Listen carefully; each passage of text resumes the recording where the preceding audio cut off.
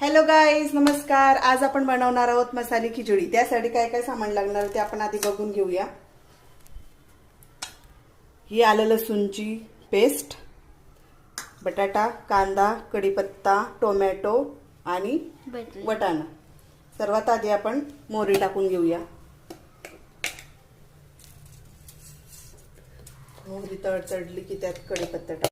मोहरी आपली तडतडली, आपण आलं लसूणची पेस्ट टाकलेली आहे। त्यात कढीपत्ता टाकून घेणार आहोत। बघा कढीपत्ता टाकते आणि उडते माझ्यावर। कढीपत्ता झाल्यानंतर आपण लगेच कांदा टाकून घेणार आहोत।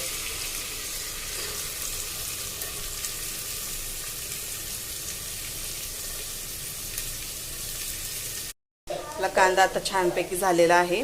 कांदा आपला आता त्यात मी टोमॅटो टाकते। टोमॅटो पण आता छानपैकी मस्त झालेला आहे। त्यात आपण आता मटार आणि बटाटा टाकणार आहोत।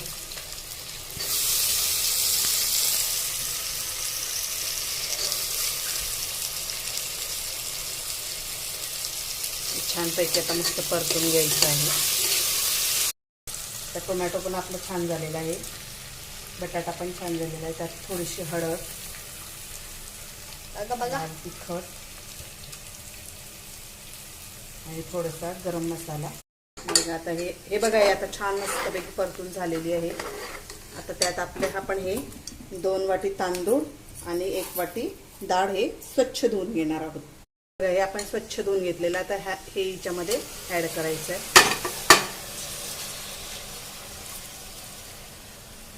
हे ऍड केल्यानंतर छानपैकी मस्त आता परतून घ्यायचं आहे।